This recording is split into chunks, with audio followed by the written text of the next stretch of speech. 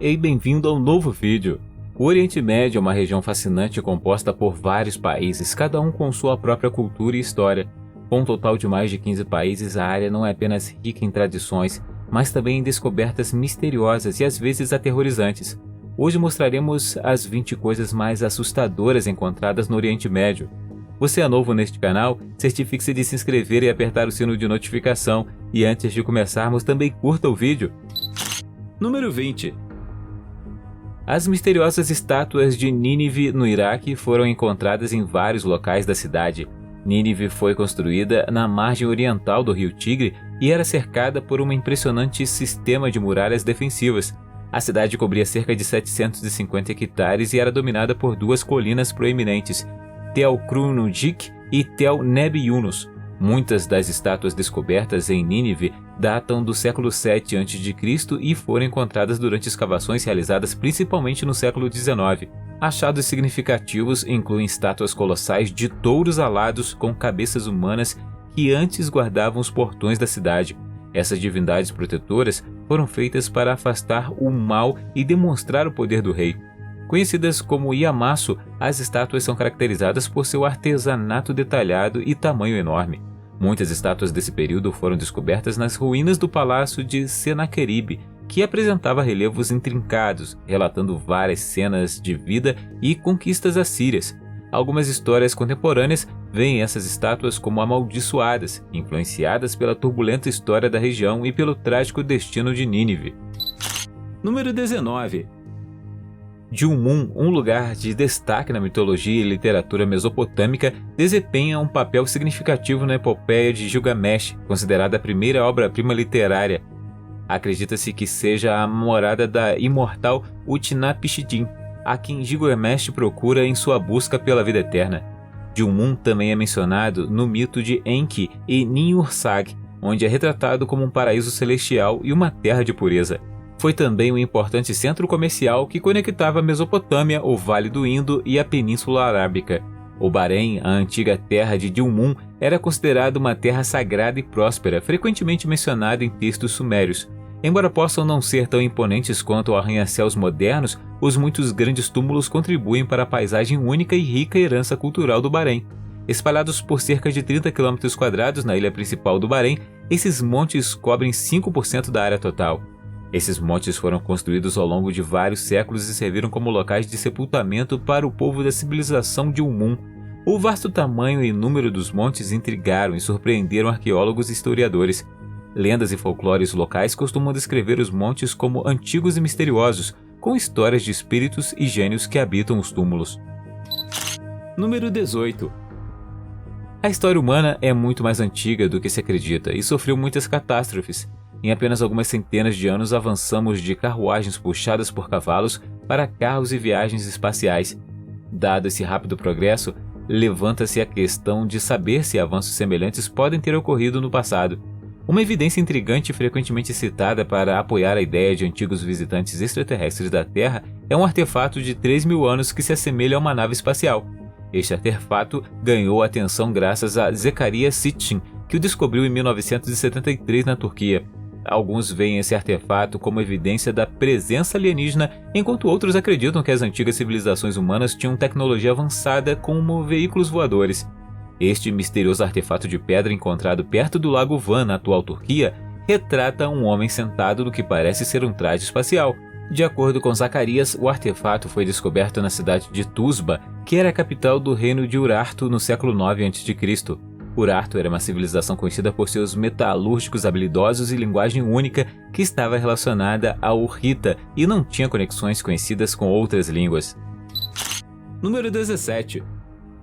Os ídolos do Olho de Telbrak são uma coleção de pequenas estatuetas de pedra descobertas na antiga cidade de Telbrak, na Síria. Essas estatuetas foram encontradas em uma estrutura conhecida como Templo do Olho, datando do início do meio do período Uruk do Norte, por volta de 3.700 a 3.500 a.C.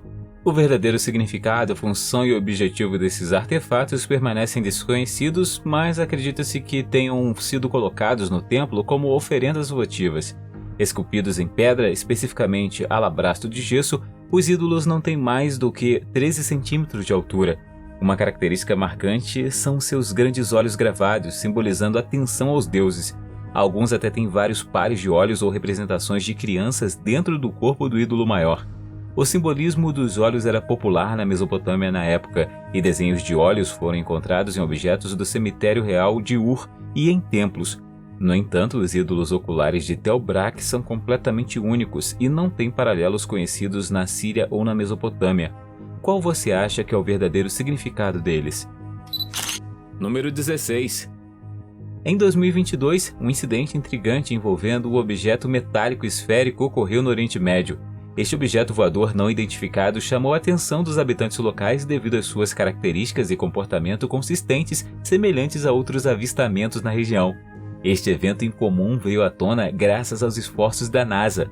A organização formou uma equipe de pesquisa independente composta por 16 especialistas de vários campos para investigar OVNIs. Durante um período de 9 meses, esta equipe estudou esses fenômenos.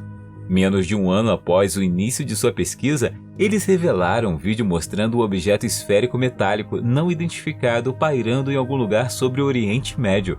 Esses orbes são frequentemente observados em outras partes do mundo, movendo-se de maneiras incomuns, o que aumenta seu mistério. Número 15. Em 2003, os arqueólogos descobriram a tumba há muito perdida do rei Gilgamesh, a figura central do livro mais antigo conhecido da história, a Epopeia de Gilgamesh.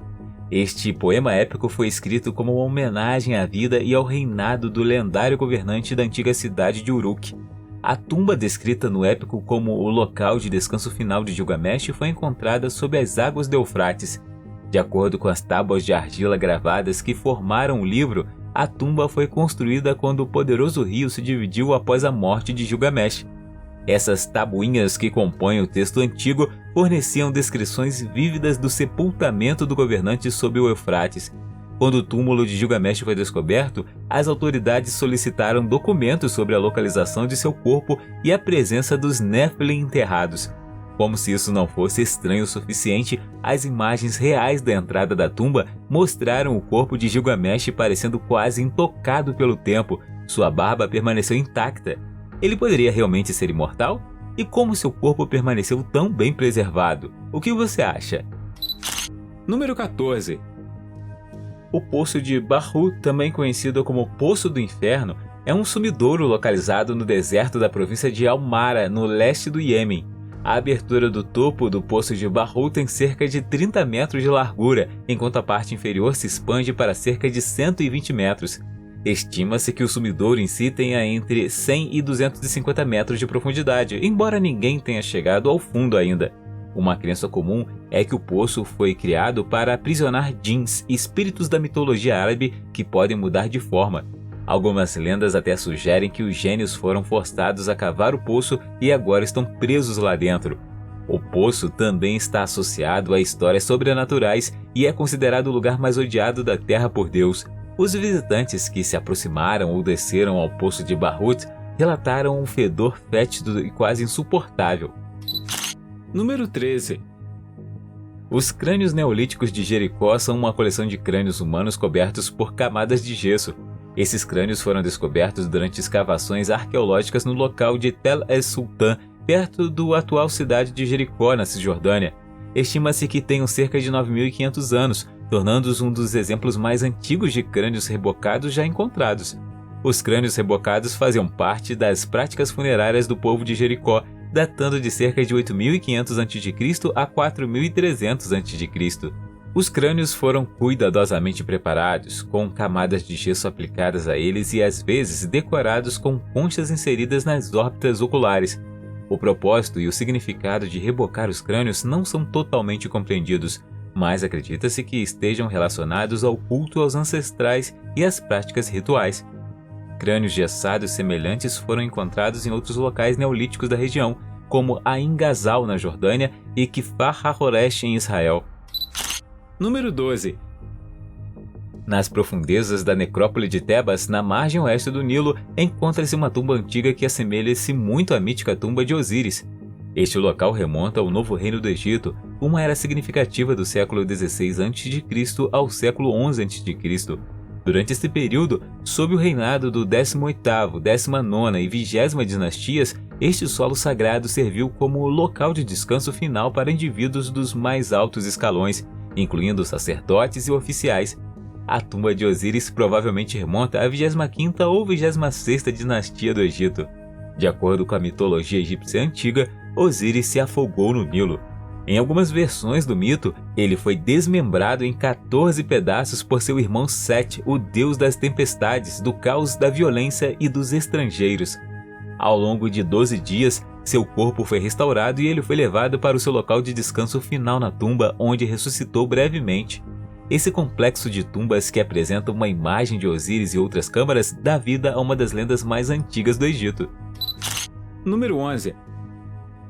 Perto da costa norte do Catar fica o local das esculturas rupestres de Al-Jassaia, conhecidas por sua extensa coleção de petróglifos gravados nas rochas. As esculturas retratam a vida humana, barcos, animais e símbolos e marcas misteriosas que ainda não foram decifrados. Cobrindo uma área de aproximadamente 700 metros de largura, é a mais extensa coleção de petróglifos do Catar. O local inclui um total de 874 esculturas, algumas das quais se acredita datarem do período neolítico. Elas consistem principalmente em marcas de copos dispostas em fileiras, rosetas e formas semelhantes a estrelas, bem como esculturas figurativas. Os petróglifos também incluem imagens de barcos dhow usados no passado e ainda em uso hoje. O propósito exato e o significado das esculturas permanecem desconhecidos. Algumas teorias sugerem que eles foram usados para navegação, rituais religiosos ou como marcadores tribais, mas não há consenso entre historiadores e arqueólogos. O fato dessas esculturas terem sobrevivido por milhares de anos aumenta seu mistério. As pessoas que os criaram e seu modo de vida foram em grande parte perdidos na história. Número 10. A história da Torre de Babel é contada na Bíblia em Gênesis 11:1-9. De acordo com a história, o povo da Babilônia procurou construir uma cidade poderosa e uma torre que alcançassem os céus, a fim de fazer um nome para si mesmos. No entanto, Deus interrompeu seu trabalho ao confundir sua linguagem, tornando impossível para eles entenderem um ao outro. A Torre de Babel é frequentemente interpretada como uma advertência contra o orgulho e a desobediência humanos, bem como uma explicação teológica para a diversidade de línguas entre a humanidade. Este mito pode ter sido inspirado pelo zigurate babilônico, conhecido na Babilônia como Bab-Ilu, o portão de Deus. No entanto, existe uma teoria que sugere que Gilgamesh, um poderoso rei da antiga Suméria, pode ter estado envolvido na construção da Torre de Babel. Algumas teorias propõem que Nimrod, que está associado à construção da Torre de Babel na Bíblia, e Gilgamesh poderiam ser a mesma pessoa. Número 9. O Burning Relief, também conhecido como a Rainha da Noite, é um antigo artefato mesopotâmico atualmente alojado no Museu Britânico em Londres. Acredita-se que tenha sido criado na Babilônia entre 1792 e 1750 a.C., durante o reinado do rei babilônico Hammurabi. O relevo retrata uma deusa, embora sua identidade exata continue sendo um assunto de debate. Uma teoria sugere que ela representa a deusa Ishtar, a deusa do amor e da guerra, enquanto outras propõem que ela é a sua irmã e rival Ereshkigal, a governante do submundo. Alguns estudiosos acreditam que ela poderia representar Lilith, uma figura mais tarde associada a demônios ou espíritos noturnos na tradição judaica. O Burning Relief é o único entre as obras de arte da Mesopotâmia, porque mostra uma representação completa da deusa, em vez de apenas seus símbolos. Ela usa um cocar com chifres e segura a vara e o anel da justiça, símbolos da divindade na cultura mesopotâmica. Acredita-se que tenha sido encontrado durante escavações de antigas ruínas babilônicas no sul do Iraque no início da década de 1920. Inicialmente de propriedade de um negociante sírio, acabou chegando ao Museu Britânico em Londres. Número 8. A Caverna dos Sete Dormentes, também conhecida como Ashab Kahf, é uma caverna referenciada nas tradições cristã e islâmica. Segundo a lenda, um grupo de jovens conhecidos como os Sete Dorminhocos buscou refúgio nessa caverna para escapar da perseguição religiosa do imperador romano Décio por volta de 250 d.C. De acordo com o Alcorão, eles milagrosamente acordaram séculos depois. A caverna teria sido redescoberta em 1951 e está localizada no Irã, especificamente na vila de Al-Hajib, perto de Qazvin.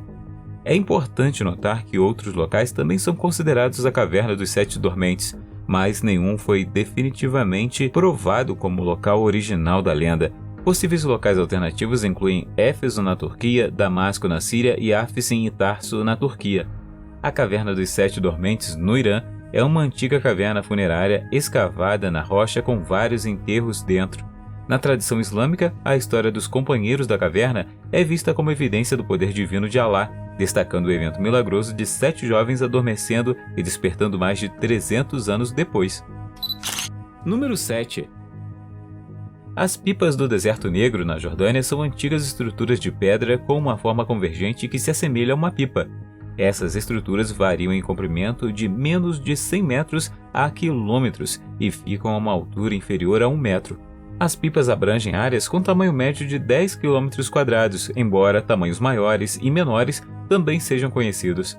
Eles fazem parte de um fenômeno mais amplo encontrado em partes específicas do Oriente Médio, com estruturas semelhantes conhecidas em todo o mundo. As pipas são feitas de pedra de basalto que são abundantes na paisagem vulcânica do Deserto Negro. Uma teoria sugere que essas estruturas foram usadas como armadilhas de caça para conduzir e capturar animais selvagens como gazelas. As longas paredes convergentes guiariam os animais para uma área fechada onde poderiam ser caçados com mais facilidade. No entanto, uma questão intrigante permanece: quem os construiu? Muitas das pipas foram identificadas pela primeira vez em fotografias aéreas tiradas da década de 1920. Sua visibilidade do céu adiciona uma camada de mistério, pois os povos antigos projetaram essas estruturas sem a capacidade de vê-las de cima. Número 6.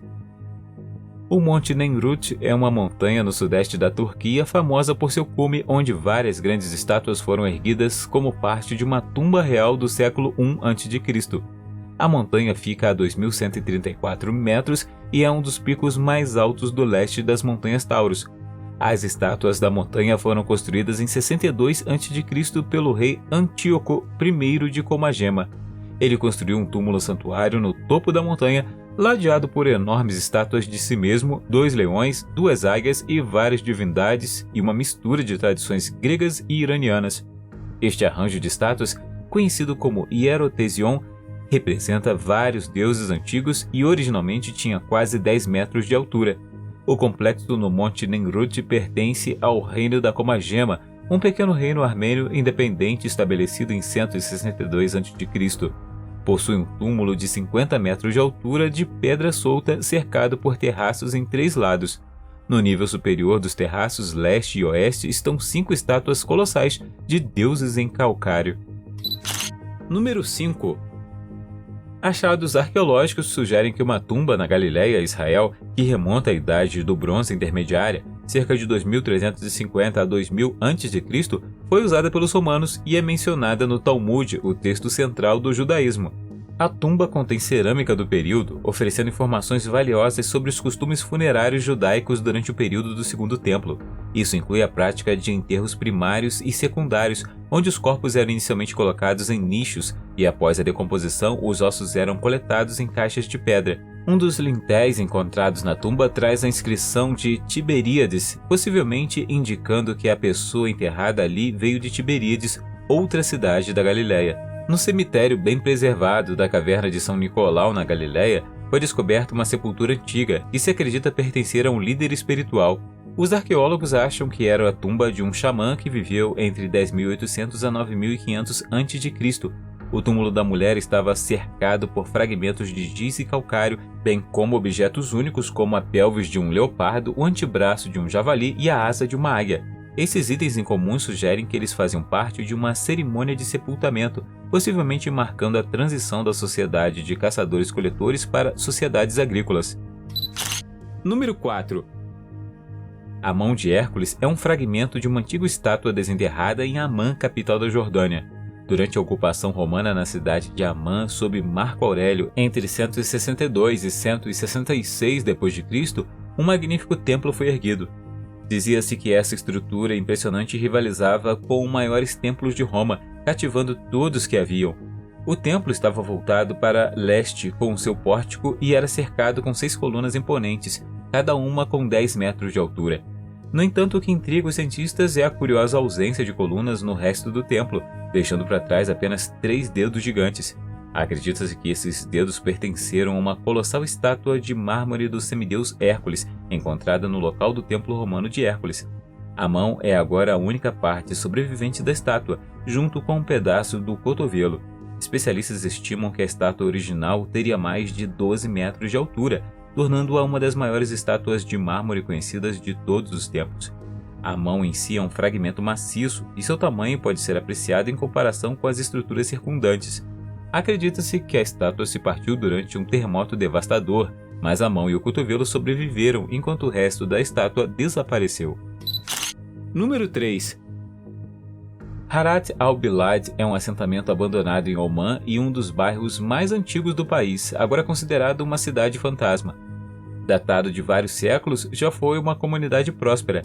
A área contém 376 casas e quase 250 poços, alguns datados de mais de 9 séculos.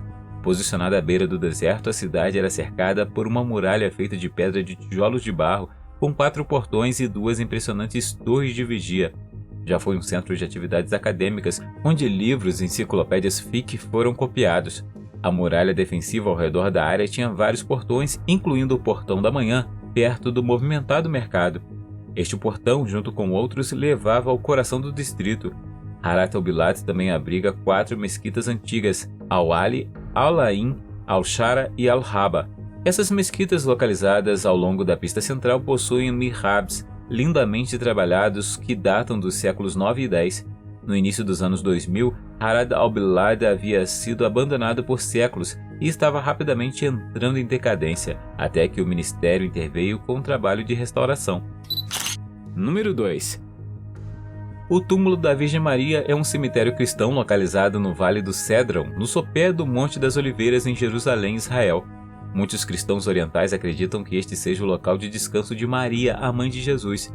De acordo com a tradição cristã, Maria ascendeu ao céu em forma corporal, então ninguém afirma que seus restos mortais ainda estão no túmulo. O Novo Testamento também não menciona sua morte ou local de sepultamento, mas uma forte tradição cristã oriental coloca seu túmulo nesta igreja mal iluminada. Lâmpadas a óleo e ícones dedicados a Cristo revestem um túmulo junto com seu túmulo vazio, onde os peregrinos acendem velas e passam alguns momentos em oração ou reflexão. A igreja também é conhecida como a Igreja da Assunção e foi construída em torno de antigas tumbas judaicas escavadas na rocha. Pode ser acessado através de uma escada que leva a um pátio aberto, e a entrada é feita de fachada preservada de uma basílica cruzada do século XII. Além do túmulo, a igreja contém a gruta onde Jesus teria encontrado seus discípulos antes de ser traído por Judas. Número 1. As cidades mortas, também conhecidas como cidades esquecidas, são um grupo de assentamentos abandonados no noroeste da Síria, localizados entre Alepo e Idlib. Essas cidades incluem mais de 700 assentamentos agrupados em 8 parques arqueológicos. Eles datam do século I ao VII e faziam parte de uma região próspera durante os períodos romano e bizantino, beneficiando-se da produção e comércio agrícola. No entanto, eles foram gradualmente abandonados entre os séculos 8 e 10 devido a vários fatores, incluindo declínio econômico, mudanças nas rotas comerciais e possivelmente mudanças climáticas. Apesar disso, o clima seco e a localização remota ajudaram a preservar esses locais notavelmente bem. Muitos edifícios, incluindo casas, igrejas, balneários e outras estruturas, ainda existem hoje. Os locais incluem uma variedade de estruturas como basílicas, mosteiros, banhos públicos, túmulos e casas. Qual país do Oriente Médio você gostaria de visitar? Conta aí nos comentários. Se você gostou do vídeo, deixe um joinha. Se quiser ver mais vídeos que fizemos, clique em um na tela ou dê uma olhada no canal. Obrigado por assistir e até a próxima.